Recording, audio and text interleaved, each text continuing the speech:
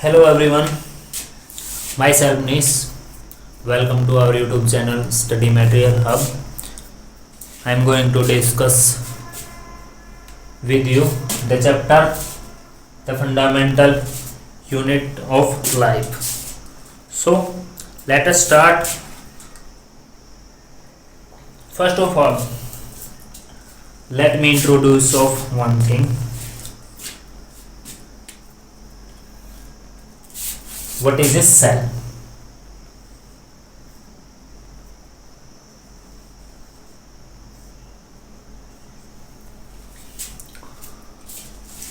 हम अपना घर बना रहे हैं, थोड़े दिन पहले हमने भी बनाया और आप सब भी का भी बना हुआ, आप सब ने भी देखा होगा कि हमारा घर कैसे बना।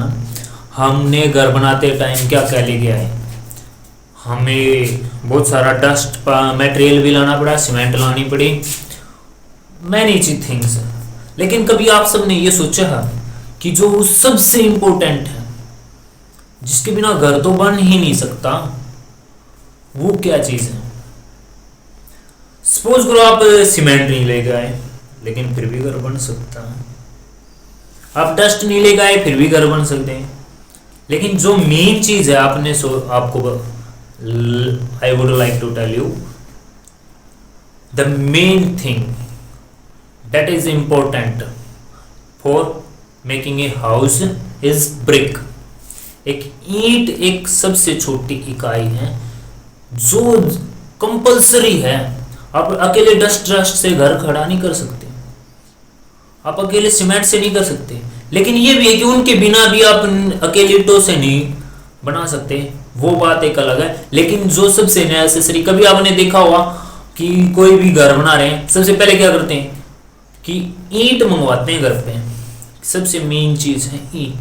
तो ऐसे ही कोई भी लिविंग बीइंग्स होते हैं, उनके अंदर भी क्या होते हैं, एक छोटी छोटी यूनिट होती हैं जिनसे मिलकर एक पूरा ऑर्गेनाइज्म बना होता है। उस जो छोटी यूनिट को क्या बोलते हैं हम? Cell. Let us discuss with you millions of cells combined form में क्या बनाती हैं? टिश्यू। बहुत सारे मिलियन टिश्यू मिलके क्या बनाते हैं? ऑर्गन बनाते हैं, एक ऑर्गन। और बहुत सारे ऑर्गन क्या मिलके बनाते हैं? Organise.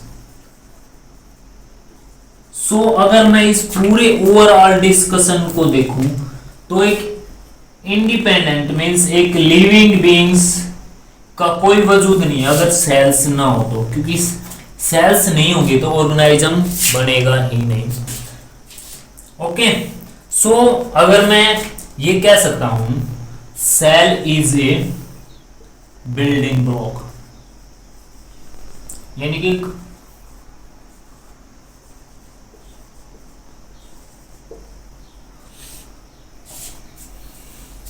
a living being।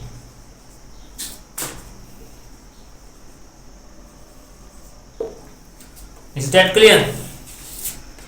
Building block है ये, इसके बिना कोई भी लिविंग बीइंग्स का कोई अस्तित्व नहीं हो सकता। अगर सेल्स नहीं है तो लिविंग बीइंग ही नहीं है। कुछ इस तरह की हम थ्योरी दे सकते हैं। अगर आप सब अब ये 9th क्लास में, आपने 8th क्लास में सेल्स के बारे में स्टडी किया भी होगा, आप सब ने सुना होगा कि Robert Hooke, first of all Robert Hooke discovered the cell. But ये बात ट्रू है कि सबसे पहले सेल्स की डिस्कवरी रॉबर्ट हुक ने ही की थी। उसने क्या किया था, उसने एक ट्री का जो सूट होता है ना, उसका कॉर्क ली और उस कॉर्क को माइक्रोस्कोप के से स्टडी किया। कॉर्क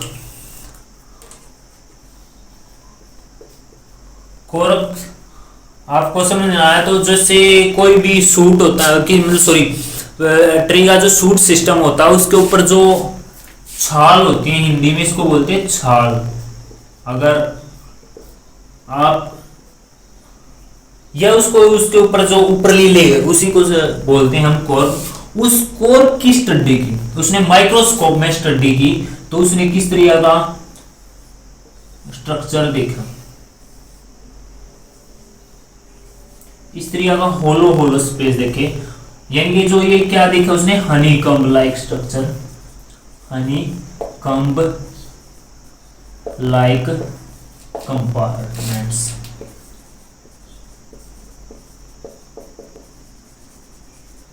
इस हनीकम्ब कंपार्टमेंट्स को उसने क्या नाम दिया, सेलुला।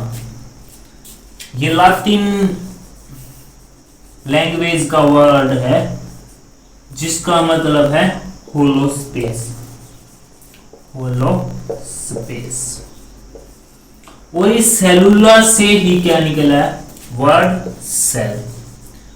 सो स्टूडेंट्स, आपको पता चल गया होगा कि ये सेल जो नेम वो कहां से आया, इस सेल का मतलब क्या होता है, होलो स्पेस। तो उसने इस तरह का जो डायग्राम कंपार्टमेंट्स देखा हनीकम्ब लाइक, तो उसने इसको क्या कहा है, this is the building block of living things. Is that clear? अब हम इसकी डिस्कवरी पे डिस्कशन चल रहा है। तो रॉबर्ट हुक, तो फर्स्ट ऑफ ऑल सबसे पहले नाम आता Robert Hooke. Hook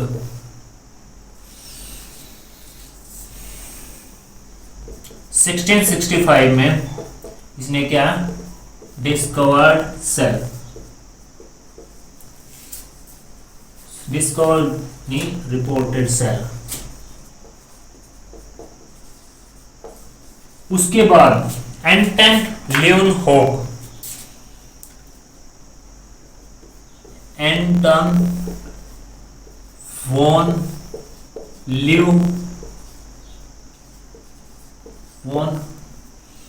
hoc, HOEK, ये साइंटिस्ट था। इसने क्या रिपोर्टेड किया, living cell, living cell report की इसने। मीन्स देखी कहां पे देखी, टार्टार ऑफ टिथ, क्या देखा, बैक्टीरियम। कहां पर देखा, टार्टार ऑफ टिथ। आरबीसी की स्टडी की किन में, फिशेस में, फिश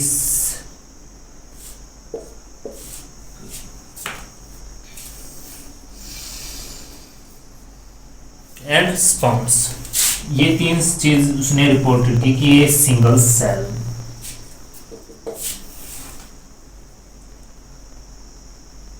उसके बाद रॉबर्ट ब्राउन नाम का साइंटिस्ट था, रॉबर्ट ब्राउन,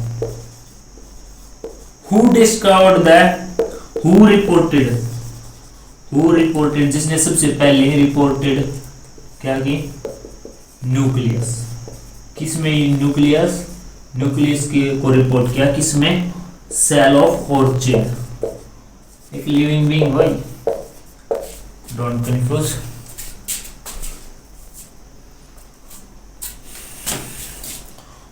ये 1831 में, 1831 सॉरी मिल, और 1674 में इसने किया था, ल्यूनहोक में 1674। उसके बाद आता 2003, 1836 में इसने क्या स्टडी किया, इसने सेल के अंदर जेली लाइक सब्सटेंस देखा, सब्सटेंस। उसका इसने क्या नाम दिया, सेल कोड, सेल कोड।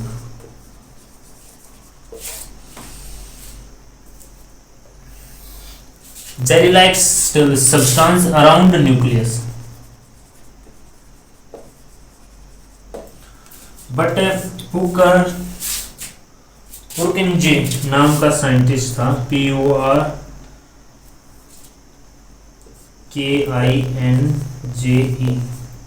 इसने क्या कहा कि सैरकोड नहीं है ये, इसने सैरकोड को क्या नाम दिया, प्रोटोप्लाज्म।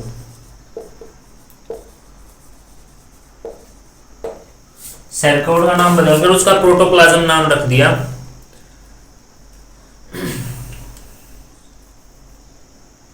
और इस प्रोटोप्लाज्म को फिजिकल बेसिस ऑफ लाइफ,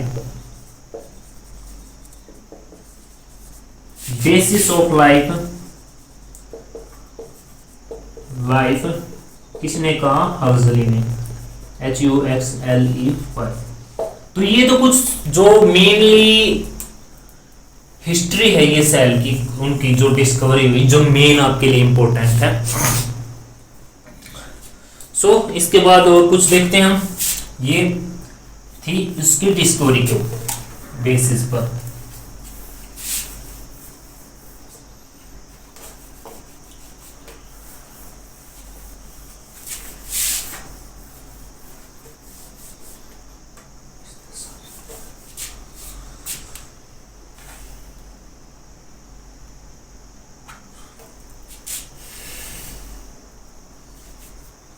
इन 1838 उसके बाद भी कोई जो इसकी स्टडी में कोई अब साइंटिस्ट को एक क्लू मिलना चाहिए, उसके ऊपर रिसर्च करते रहते उसके बाद कोई और रिसर्च करता। तो ऐसे ही 1838 में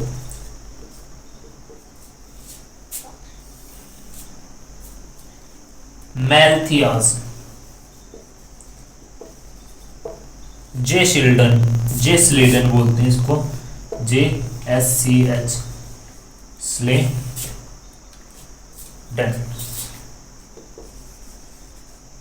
इस साइंटिस्ट ने स्टडी की प्लांट सेल्स की, किसकी की, प्लांट सेल की, प्लांट सेल की स्टडी की। और क्या कहा,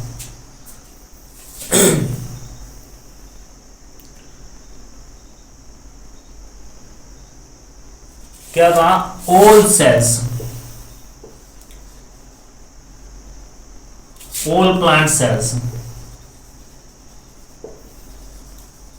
are similar in function and structure। ये तो इसने कहा। 1839 में स्क्वैन नाम का साइंटिस्ट आया। 1839 थोडर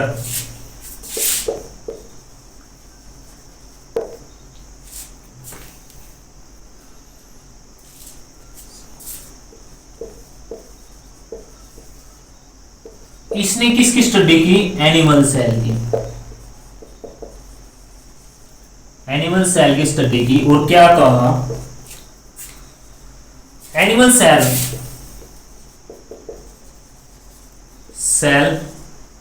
does not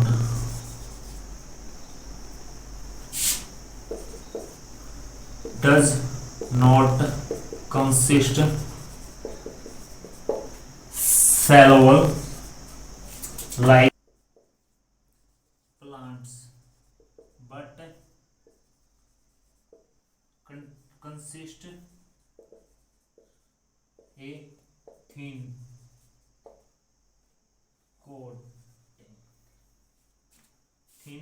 covering which is known as plasma membrane nowadays। आज के दिन जो जिसको हम प्लाज्मा मेम्ब्रेन बोलते हैं। अब देखो प्लांट सेल पे इस पे स्टडी की, और एनिमल सेल्स पे इसने स्टडी की। दोनों ने इसी टाइम पे 1839 पे दोनों साथ आए और उन्होंने क्या कहा, उन्होंने सेल थ्योरी दी। इस सेल थ्योरी में इन्होंने क्या मेंशन किया, सेल्स की प्रॉपर्टीज। सेल थ्योरी क्या क्या किया, all living beings are made up of cells, hereditary, each cell contains, क्या हर एक सेल क्या होगी, कंटेन्स हेरिडिटरी मटेरियल। और थर्ड इसके बाद क्या है, new cells are formed de novo. अब ये डी नोवो का क्या मतलब है कि जो ओल्ड सेल्स हैं उनका, सॉरी जो न्यू सेल्स बनेंगी उनका ओल्ड सेल से ना तो कोई लेना देना, वे किन से बनेंगी, एबायोटिक सब्सटेंस से। एबायोटिक सब्सटेंस क्या होते हैं, आपके जो वाटर मिनरल्स प्रोटीन्स, ये क्या किन में आ जाती हैं, एबायोटिक सब्सटेंसेस में। उसके बाद क्या, cells are responsible for all metabolic activities, all metabolic activities के लिए वे रिस्पॉन्सिबल होंगे, यानी कि जो भी कुछ भी एक्टिविटी होगी वे खुद के रिस्पॉन्सिबल, यानी कि एक फंक्शनल यूनिट भी है। इसके बाद क्या है, each cell is capable for maintaining its vitality, यानी कि अपना खुद का ध्यान रख सकते हैं। उसके बाद क्या है, एक और है, a cell is a small mass, एक सेल है वो क्या है, cell is a small mass of protoplasm. Protoplasm अभी मैंने आपको बताया था, प्रोटोप्लाज्म का किसने नाम दिया था, जल्दी जल्दी करो बताओ।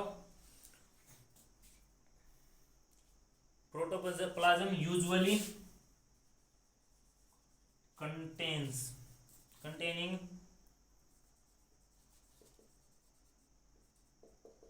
न्यूक्लियस, या तो न्यूक्लियस हो या न्यूक्लियर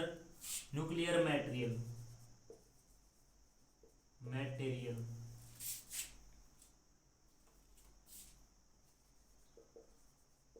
अलोंग विद, जिसके साथ क्या होंगे, विद सम ऑर्गेनेली, कुछ ऑर्गेनेली भी होंगे, सम ऑर्गेनेली,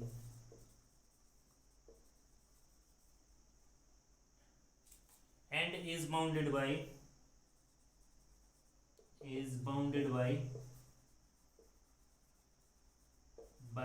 प्लाज्मा मेम्ब्रेन। ये एक सेल की उन्होंने डेफिनेशन दे दी, प्लाज्मा मेम्ब्रेन। ये तो थी है सेल थ्योरी, समझ आया। अब चलते हैं सेल थ्योरी की कुछ, इसकी सबसे मेन जो लिमिटेशंस की बात करूं तो सबसे मेन लिमिटेशंस ये हैं कि ये और तो सब कुछ इन्होंने लगभग क्लियरली अप्रोक्सीमेटली सब कुछ बता दिया, बट जो इन्होंने ये लाइन दी ना, ये सबसे इनकी लिमिटेशंस, बड़ी लिमिटेशंस थी कि जो ओल्ड न्यू सेल्स बनेंगे उनका इनसे कुछ लेना देना नहीं है। तो ये इसकी मेन लिमिटेशंस है। आप अगर इस लिमिटेशंस को किसने बताया, चलो बताते हैं इसकी लिमिटेशंस किसने बताई।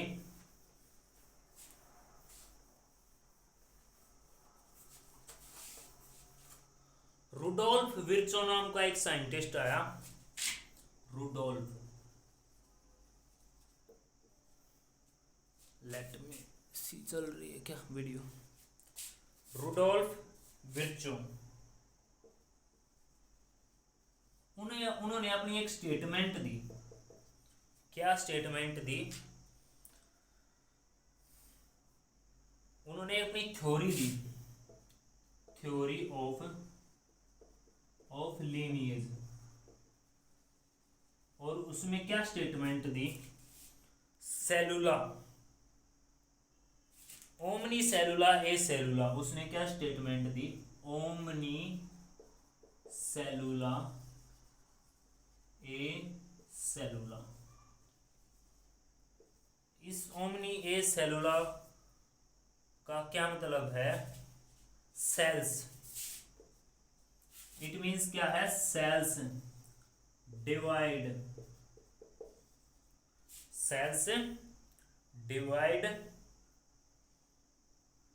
एंड न्यू सेल्स आर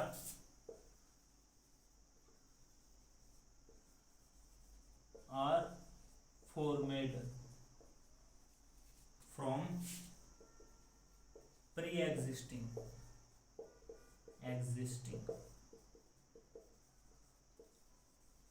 कोई सेल कहीं बाहर से नहीं बनेगी, ना कि इसने उन्होंने क्या कहा, कोई भी सेल बाहर से नहीं बनेगी, ना कोई एबायोटिक सब्सटेंसेस से बनेगी।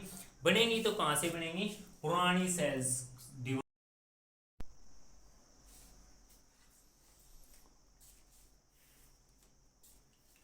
इन लिमिटेशंस को दूर करने के बाद विर्चो ने जो लिमिटेशंस बताई, विर्चो ने जो अपनी स्टेटमेंट दी, स्टेटमेंट को माइंड में रखते हुए एक न्यू मॉडिफाइड सेल थ्योरी दी गई, जिसमें क्या कहा, जो सबसे पहला पॉइंट क्या रखा गया, जो न्यू सेल्स हैं वे अराइज फ्रॉम प्री एग्जिस्टिंग, ये जो पहले से सेल हैं उन्हीं से नई सेल बनती हैं। सेकंड क्या, cell is a structural unit and functional unit, ये दोनों को कंबाइन करके ही बोल रहा हूँ। बट